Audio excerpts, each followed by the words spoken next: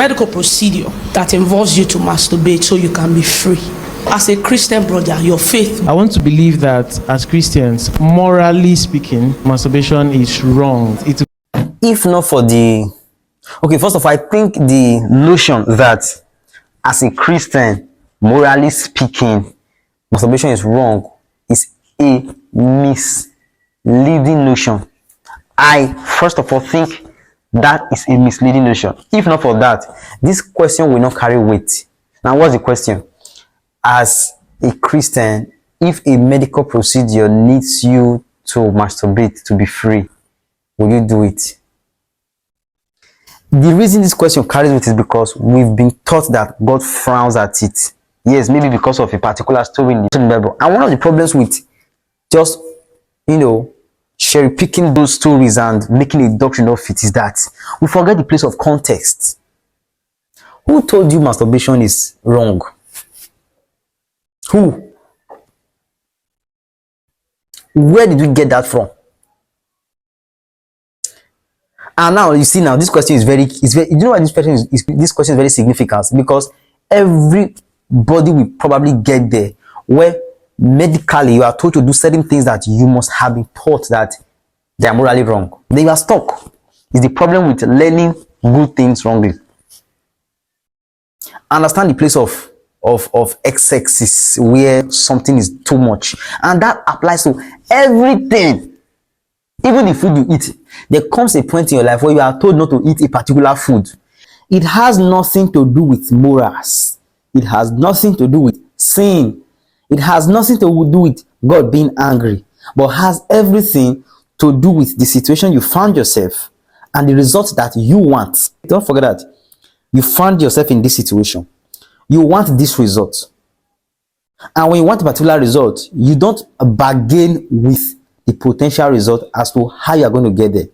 You respond to the template that has been created, that has been designed by default. Maybe somebody designed it, or nature designed it. You respond to that template, and at times that template needs you not to do certain things, not because of morals, like I said, not because God is angry, not because of sin, but because you want this result, you desire this result. Christ desired to save the world. He had to die early. He died at the age of 33. He died early. Do you know that nobody talks about that fact that Christ died early? Because we are all focused on what he did for us, because of what his death did for us. But you see, if anybody were to die at that age, we'll call it gone too soon. Right? So, because of the result he desired, he put himself in that line, and there you have it. I honestly frown at when I see a lot of energy being put in these conversations by men behind the pulpit, because I feel it's not worth it. It all boils down to wisdom being profitable to direct, and it cuts across every aspect of life. But we make it sound like it's just peculiar to these kind of things like masturbation. And I see stuff like, you addicted to masturbation.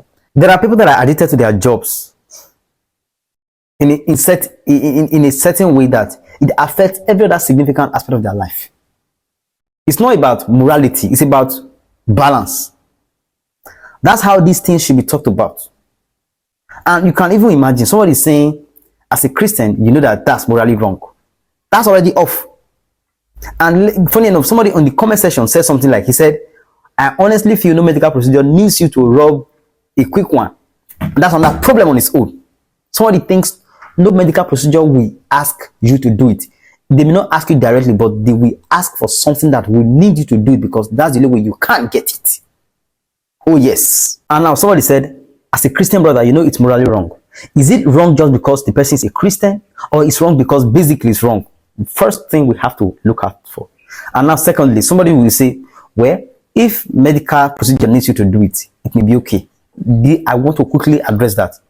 If you think it's okay because medically you are asked to do it, but it's not okay if you do it normally for yourself, then there's a problem with that notion of thought. Is it wrong basically? Yes or no? Masturbation is not wrong. God does not frown at it. However, in anything that you do, everything that you do, moderation is key, balancing is key. In order get understanding. Even when Apostle Paul was talking about food, he He said, you will say food is for the stomach, but doesn't mean you should be a slave to it. It has nothing to do with morality. It has nothing to do with God being angry about anything. It has everything to do with you want to be alive. You want to stay healthy, right? Then you have to respond to certain templates. See, and you know the challenge with teachings like this, where you tell people, don't masturbate, don't do this. You are not teaching them knowledge. You are not teaching them wisdom. And you know what the scripture says about wisdom? It says wisdom is profitable to direct. For you to have wisdom, you must have knowledge and understanding. We end up telling people what not to do to please God. But you see, they are doing that thing you think they shouldn't do to get something. And we now forget to teach them what to do to get what they want to get by doing what we say they shouldn't do. Say, don't. We tell them, don't. We don't tell them what to do. Teachings like this don't teach wisdom. It doesn't teach knowledge. It teaches fear. It's morally wrong to masturbate. Okay. Now, they have to do it. What should they do? That's why we cannot work like this in this. I call it a sentimental, blueprint for building. It doesn't work well. It's like telling people what to think. What works more is teaching them how to think. Then they tend to have knowledge, they tend to have understanding, understand the place of taking chances, they understand the place of responsibility, they understand the place of maturity, they understand the place of basic truth. Teaching them how to think.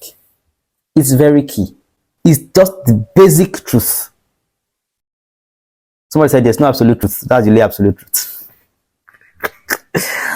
Well, it's my two cover readers with Tiger.